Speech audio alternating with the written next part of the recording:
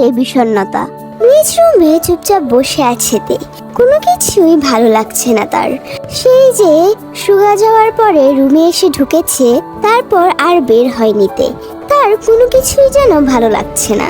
তের বিষণ্ণ মাখার সময়ে তার রুমের দরজা নক করলো হানি। বলল, ওই তে, সারাদিন এভাবে রুমে বসে থেকে কি করছিস? বাহিরে আয় জলদি।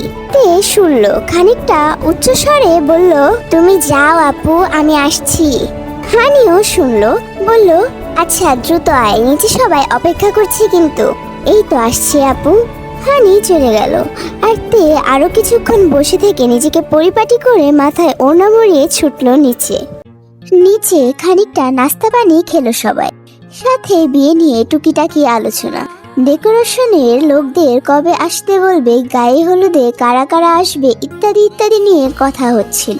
তে ওসব শুনে বেশিক্ষণ টিকতে পারলো না, সুযোগ বুঝে চলে এসেছে কোনো মতে। আজ সন্ধ্যার ভোজনে জাংকুক নিচে নামেনি, তার খাবার উপরে পাঠানো হয়েছে। জাংকুকের অফিসে কি নাকি কাজ ছিল। তে নিশ্চুপে সিঁড়ি বেয়ে উপরে উঠতে লাগলো। হঠাৎই কি হলো, অন্যমনস্ক হয়ে হাঁটতে গিয়ে পায়ে স্লিপ কেটে পড়ে যেতে নিল। সঙ্গে সঙ্গে তাকে ধরে বসলো জাংকুক। মাত্রই তেকে পাশ কাটিয়ে যেতে নিয়েছিল সে। তে অন্যদিকে ঘুরে থাকায় জাংকুককে নজরে পড়েনি। তে স্তব্ধ নজরে তাকালো জাংকুকের দিকে। তে চাহনিটা যেন বুঝলো জাংকুক। বলল, এভাবে বিয়ের কনেদের অন্যমনস্ক হয়ে হাঁটতে নেই, পড়ে টরে গেলে কি হবে জানো তুমি? তে নিজেকে সামলালো, জাংকুকের কাছ থেকে নিজেকে ছাড়িয়ে অপরাধীর স্বরে বলল, আই এম সরি। জাংকুক কিছু বলে না, চুপচাপ দাঁড়িয়ে থাকে কতক্ষণ। তে যেতে নাই, কিন্তু জাংকুক পথ আটকায়। বলে, কি হয়েছে তোমার? সুগা আসার পর থেকেই দেখছি তুমি একটু কেমন কেমন করছো, শরীর ঠিক আছে তো? তে অনেকক্ষণ তাকিয়ে থাকে জাংকুকের দিকে, বলে, ঠিক আছে। আর জাংকুক অনেকক্ষণ নিশ্চুপে দাঁড়িয়ে থাকে। অদ্ভুত স্বরে বললে, আজ মেয়েটা এমন করছে কেন? নতুন একটা সকাল, আকাশ ছুঁয়ে উঠেছে রোদ্দুর। সেই রোদ্দুরের ছোঁয়া গেল জানালা বেয়ে উকি মারছে জাংকুকের রুমে। জাংকুক একটু নড়তেই সেই রোদ্দুরটা সোজা এসে পড়লো জাংকুকের চোখে মুখে। এতে খানিকটা বিরক্ত হলো সে, ঘুমের মধ্যেই চোখ মুখ কুঁচকে ফেল। বিরক্তির স্বরে কিছু বলতে নিবে, এরই মাঝে ছায়া জুড়ে তো কিছু জাংকুকের মুখোমুখি দাঁড়ালো, রোদ্দুরকে আটকে ধরে। মুখে ছায়া পড়তেই জাংকুকের চোখ মুখ কোচকানোর ভাবটা নিমিষে পালিয়ে গেল। জাংকুক আরেকটু আরাম করে বালিশটা ঝাপটে ধরে ঘুমালো। এভাবে কেটে গেল অনেকক্ষণ। হঠাৎই কিভাবে যেন চোখ জোড়া খুলে ফেললো জাংকুক। আশেপাশে তাকালো বার কয়েক, কেউ কি এসেছিল তার রুমে? জাংকুক জানালার দিকে তাকালো, জানালার পর্দাটা পুরোপুরি মেলে দেওয়া। জাংকুক বুঝেছে কেউ সত্যি সত্যি তার রুমে এসেছিল, আর জানালার পর্দা টেনে দিয়ে গেছে, কারণ কাল রাতে জানালার পর্দাটা এমন ছিল না।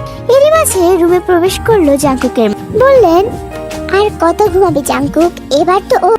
মায়ের ডাকে নিজের ভাবনা থেকে বের হলো জাংকুক। বলল, মম, তুমি কি কতক্ষণ আগেও আমার রুমে এসেছিলে? জাংকুকের মা বেশ অবাক হয়ে বললেন, কই না তো, আমি তো মাত্র এলাম। প্রত্যুত্তরে শুধু এটুকুই বলল জাংকুক। ও। এরই মাঝে চায়ের কাপ হাতে নিয়ে রুমে ঢুকলো রোজে। বলল, চাচিমা, জাংকুক ভাইয়ের চা তুমি নিচে রেখে এসেছিলে।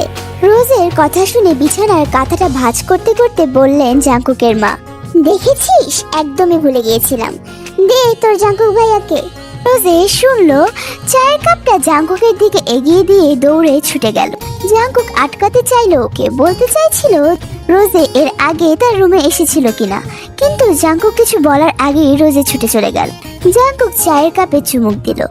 গম গমে রোদের ভিড়ে গায়ে লুঙ্গি, ফতুয়া আর মাথায় গামছা বেঁধে ট্রাক্টর চালাচ্ছেন জাংকুকের বাবা। আর দূর থেকে বাবার এরকম কাণ্ড দেখে চোখ মুখ সব কেমন একটা হয়ে গেল জাংকুকের। জাংকুক চোখ বড় বড় করে তাকিয়ে রইল তার বাবার দিকে। এটা কি আদৌ তার বাবা, নাকি বাবার মতোই দেখতে কোনো মানুষ? জাংকুকের ইচ্ছে করছিল দৌড়ে গিয়ে বাবাকে জিজ্ঞেস করতে, ড্যাড, এগুলো তুমি কি করছো? কিন্তু ফসলের জমিতে যে কাদা, ওসবের মধ্যে একদমই যেতে ইচ্ছে করছে না জাংকুকের। জাংকুক দীর্ঘশ্বাস ফেললো। এমন সময় পিছন থেকে তেহিয়ন বলল জাংকুককে, জাংকুক ভাইয়া, ভুতুরে বাড়ি ঘুরতে যাবে? জাংকুক অবাক হয়ে পাশ ফিরে তাকালো, অদ্ভুত সুরে বলল, ভুতুরে বাড়ি মানে? তেহিয়ন কিছু বলবে, এরই মাঝে রোজে এসে বলল, ওসব ভুতুরে বাড়িটারই কিছুই না জাংকুক ভাইয়া, আমরা কুচুটে বুড়ির বাড়ি যাচ্ছি। তুমি যাবে? আচার খেয়ে আসবো অনেক। জাঙ্কুক ওদের কথার আগামাথা ঠিকভাবে বুঝতে পারলো না, তাই প্রশ্ন করে কুচুটে বুড়িকে। জাঙ্কুকের কথা শেষ হতেই সেখানে উপস্থিত হয় তে। রোজেকে ধমক দিয়ে বলে, কুচুটে বুড়ি কি রোজে? রাঙা দাদি বলতে পারিস না?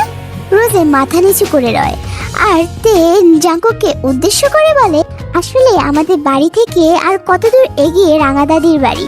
আমরা সপ্তাহে অন্তত একবার যাই দাদিমার কাছে।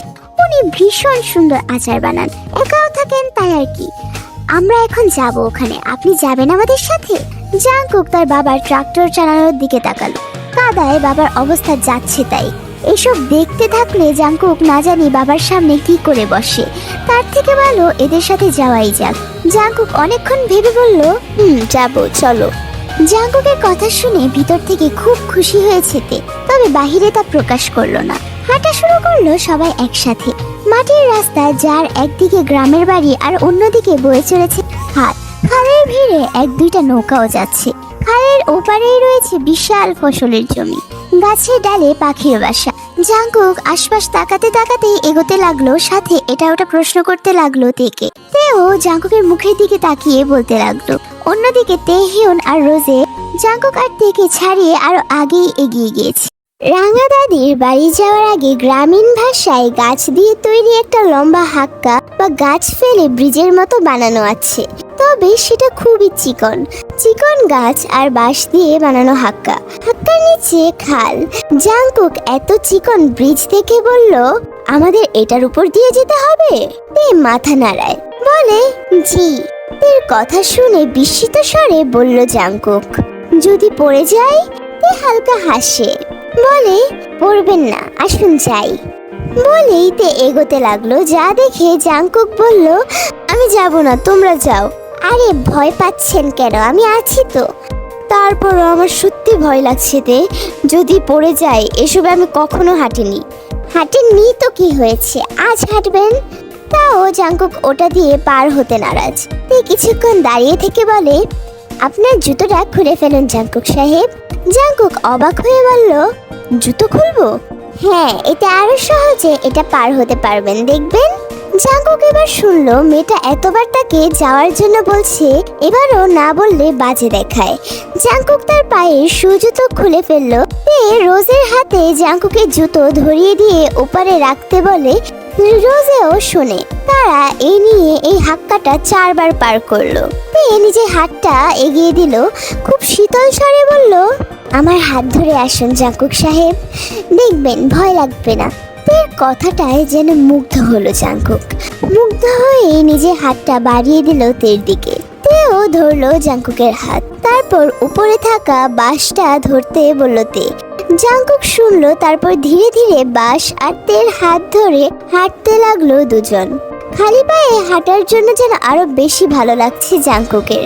হাক্কার একদম শেষ প্রান্তে আসতেই আচমকা একটা দমকা হাওয়া আসলো। এতে হালকা করে হাক্কাটা নড়ে উঠলো। তে জুতো না খোলার জন্য শেষে গিয়ে পড়ে যেতে নিল। সঙ্গে সঙ্গে তের হাত ধরে নিজের দিকে টান দিল জাঙ্কুক। আচমকা হাতে টান লাগতেই তে এসে পড়লো সোজা জাঙ্কুকের বুকের কাছে। কাছাকাছি হলো দুজন। চোখে চোখে দৃষ্টি আটকালো দুজনেরই।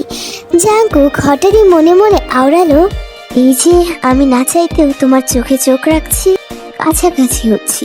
হৃদয়ে খানিকটা যন্ত্রণা হচ্ছে, ভালো লাগাটা বারবার সৃষ্টি হচ্ছে।